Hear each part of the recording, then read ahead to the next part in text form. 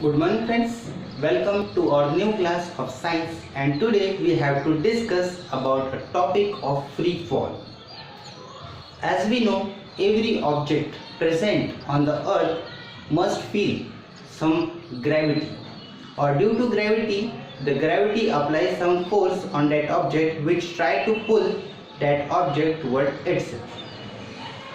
जब कभी कोई भी फोर्स बॉडी के ऊपर एक्ट होता है तो वह फोर्स उस बॉडी को अपनी तरफ अट्रैक्ट करता है। जब ग्रेविटी अपना फोर्स किसी भी बॉडी के ऊपर अप्लाई करती है तो वह ग्रेविटी भी एक फोर्स के साथ उस बॉडी को अपनी तरफ खींचती है।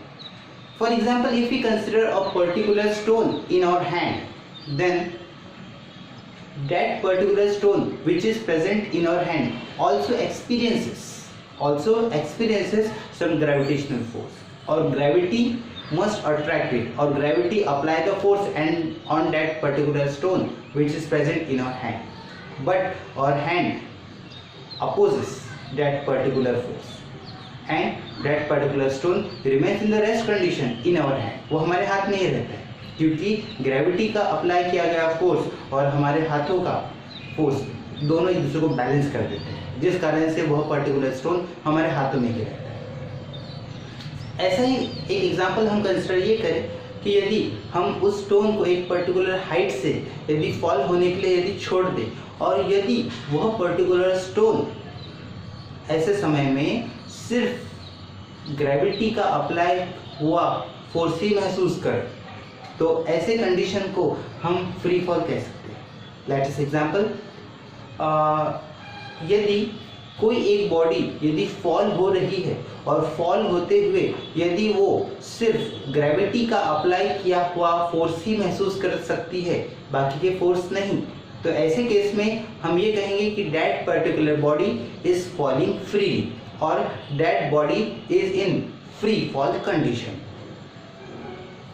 एग्जाम्पल हम देखते हैं कि सपोज कोई एक पर्टिकुलर बॉडी अगर एक हाइट से यदि नीचे गिरती है तो उसके ऊपर दूसरे फोर्सेस भी अप्लाई हो सकते हैं।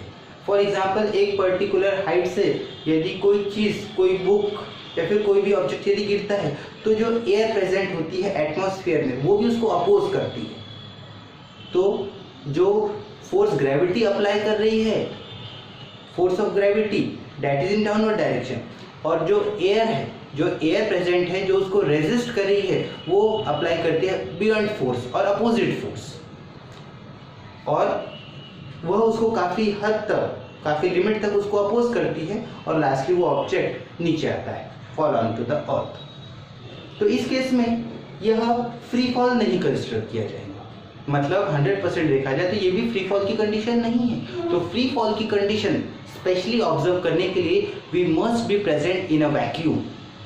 इसका बेस्ट एग्जांपल अगर है तो जो हमारे सैटेलाइट्स है या फिर जो हमारे मून है जो कि अर्थ के अराउंड में रिवॉल्व हो रहे हैं, यह फ्री फॉल के बेस्ट एग्जांपल है, क्योंकि ऐसे केस में हमारे ग्रेविटेशनल फोर्स के अलावा कोई भी फोर्स इनके ऊपर अप्लाई नहीं होता, इसीलिए this are the best example. इसके अलावा हम ये देख सकते हैं जो इक्वेशन ऑफ मोशन है, जैसा आप जानते हैं v equal to u plus a t, s equal to u t plus half a t square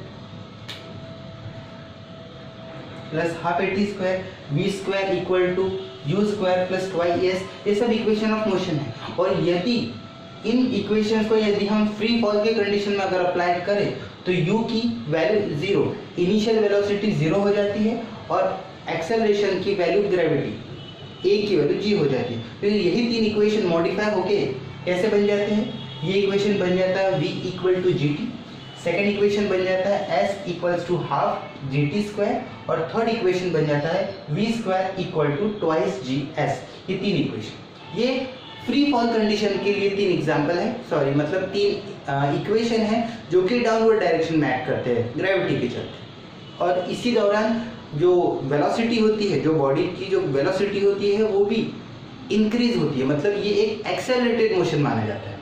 लेकिन वहीं इसका अपोजिट केस अगर कंसिडर यदि हम करते हैं तो उस केस में हम ऑब्जर्व करेंगे यदि किसी स्टोन को हम यदि अपवर्ड डायरेक्शन में थ्रो करें, ऊपर की तरफ थ्रो करें, तो ऐसे केस में ग्रेविटी की वैल्यू g की जगह -g ली जाती है। तो ये जो इक्वेशन आए हैं ये पूरे फॉर द डाउनवर्ड डायरेक्शन है, क्योंकि फ्री फॉल हमेशा डाउनवर्ड डायरेक्शन में एक्ट होता है। लेकिन यदि किसी चीज़ को यदि हम ग्रेविटी के फोर्स के अपोजिट डायरेक्शन में यदि हम थ्रो करते हैं सपोज ऊपर की तरफ, तो ये इक्वेशन मॉडिफाई होके g को रिप्लेस कर दिया जाएगा माइनस साइन से। तो यहाँ माइनस साइन आएंगी इस g के लिए यहाँ पर और इस g के लिए यहाँ पर, तो ये तीनों इक्वेशंस हमारे चेंज हो जाएंगे। आई होप आपको ये फ्री फॉल का एक सिंपल सा कॉन्सेप्ट आपको बेटर अंडरस्टैंड हुआ होगा। हम मिलते हैं अगले क्लास में नए टॉपिक के साथ। Thank you. जय हिंद, जय भारत।